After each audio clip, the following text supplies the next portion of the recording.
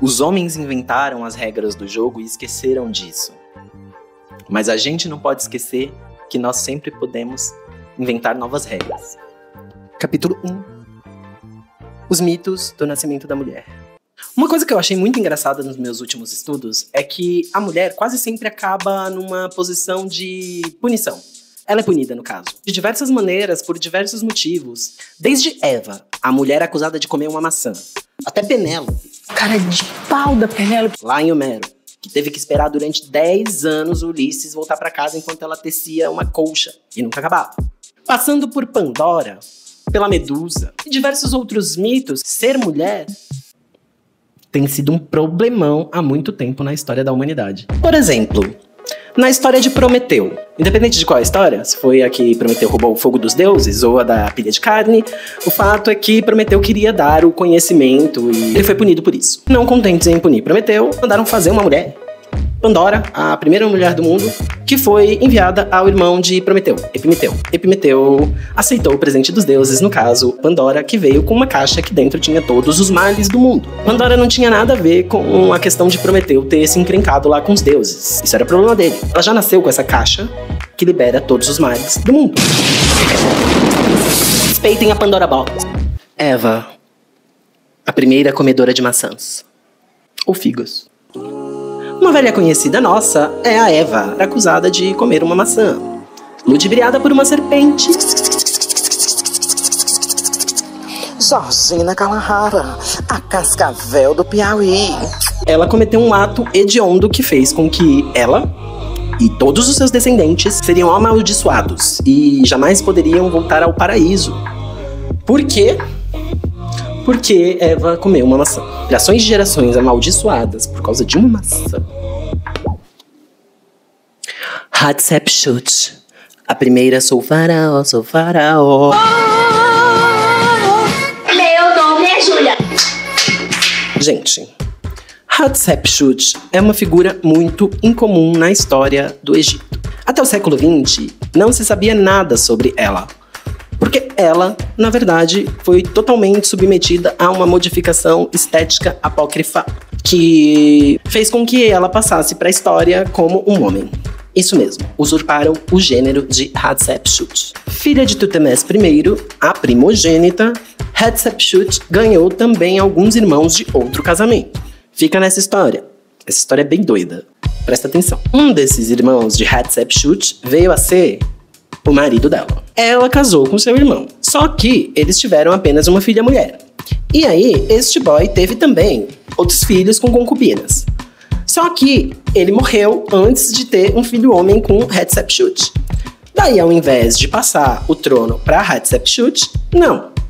Quem ficaria responsável por conduzir a bagaça toda seria o filho homem mais velho do Tutemés II. No caso, era uma criancinha quase que recém-nascida, filha de uma concubina, a Isis, o Tutemés III. Mas aí o que acontece? Ela teria que ficar responsável pela tutela do Tutemés III, que era uma criança. E aí ela tomou à frente o trono, a tutela da criança, e eles governaram juntos por 22 anos. Ela foi uma mulher foda, ela conseguiu driblar a elite egípcia e governou, se tornando referência em arquitetura. Foi um momento de prosperidade para o povo egípcio. Então, quando encontraram os templos e conseguiram atribuir esses templos, essas construções ao período de Hatshepsut, conferiu-se também que o período dela serviu de inspiração para outros povos, como os gregos. A cobrinha do irmão mais novo dela, quando conseguiu ter idade para governar, destronou ela e fez questão de apagar qualquer vestígio de que uma mulher um dia havia sido uma faraó no Egito. Veja bem, precisou se masculinizar durante o período em que ela estava governando para que ela fosse respeitada pelo povo e também pela elite egípcia. E o que acontece é, ficaram apenas as imagens em que Hatshepsut era um homem. Safo de Lesbos, a poesia antes do para-choque de caminhão. Safo, sáfica. De Lesbos, lésbicas, futurista. Lésbica futurista, sapatona convicta.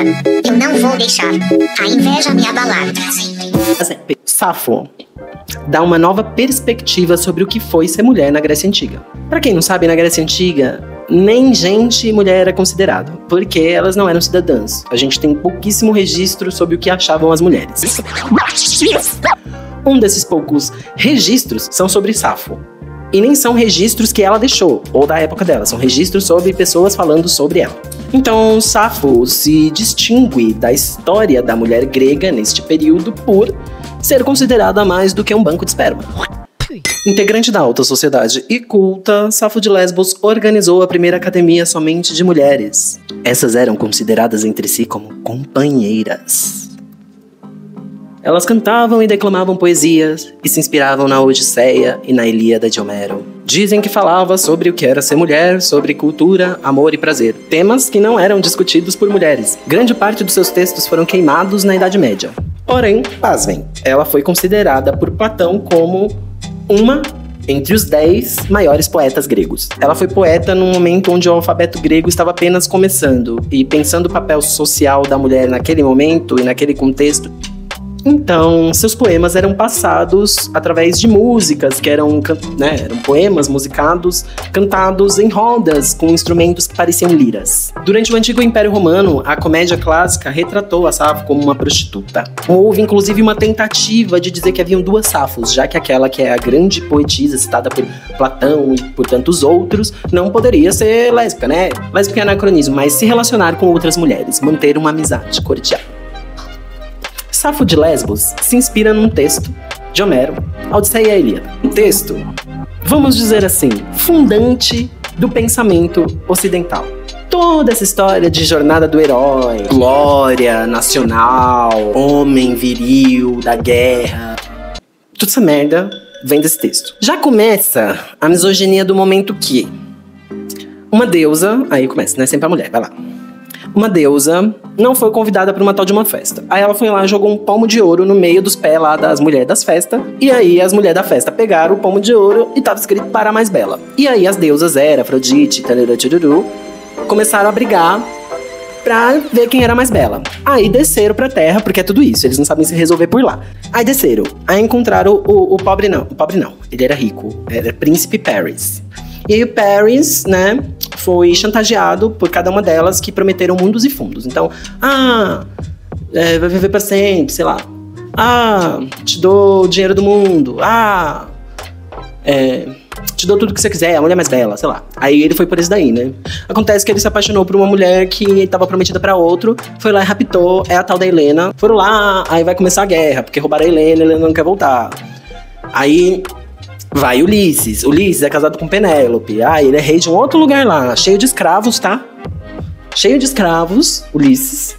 Parte, deixa filho pequeno e mulher lá pra ir resolver a guerra dos outros. Aí, pasmem, gente, enquanto ele lutava lá na guerra dos outros por causa de Paris, que resolveu se apaixonar por a única mulher que ele não podia. Tá, acabou com Troia, vamos voltar. Bora voltar? Bora. O que ele fez?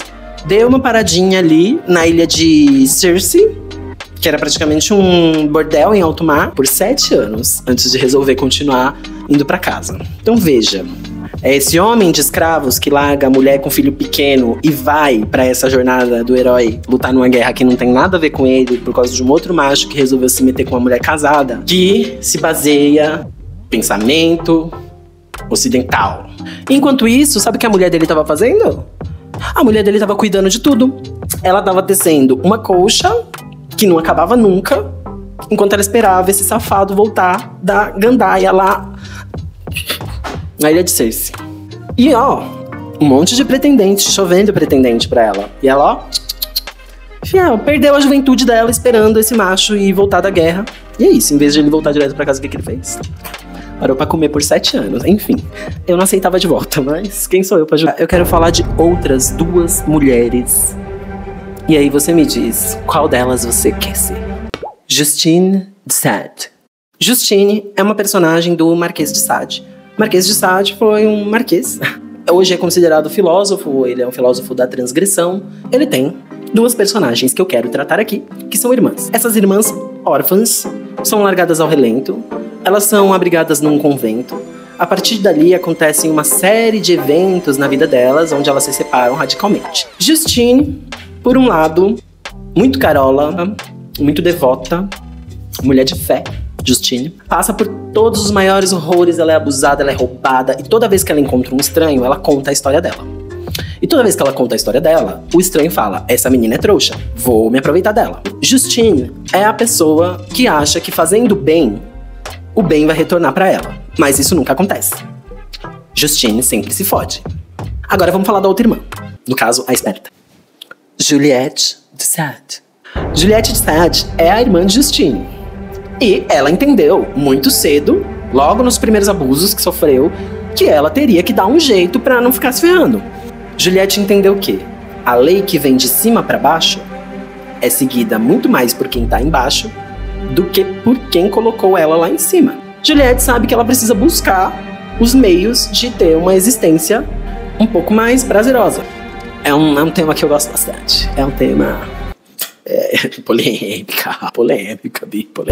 E Juliette é dada ao sexo, à bebida, aos prazeres da carne, enquanto Justine está lá na retidão, mas frequentemente sofrendo em sua trajetória. O fim da história tem uma versão em que Justine procura a irmã Juliette, que abriga a irmã e tal, e vê que a irmã tá muito bem, belíssima, riquíssima, enquanto ela tá lá toda fodida por conta de tudo que passou na vida. E ainda pra fechar, porque por isso Sade, né, a palavra sádico vem dele. Sade acaba com essa personagem com um raio que atinge ela e parte ela ao meio. Trágico. O fato é que Sade inaugura uma visão feminina que até então não havia na literatura. Quer dizer, não pela ótica masculina, pelo menos. Uma inauguração da mulher moderna.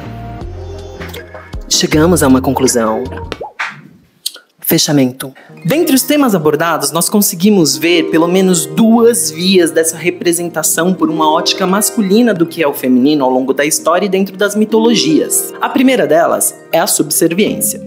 Nessa, a gente encontra, por exemplo, Penélope, Eva, Pandora, onde a simples existência da mulher é motivo para castigo, para punição, ou para que ela seja culpada de todos os males do mundo, só por existir. O segundo caminho é o da contravenção. No caso de Safo de Lesbo ou de Hatshepsut, nós encontramos mulheres que vão contra o que era permitido para elas dentro dos seus contextos históricos e culturais. E por tentarem exercer uma liberdade plena sobre a sua própria existência, essas mulheres foram apagadas da história, basicamente.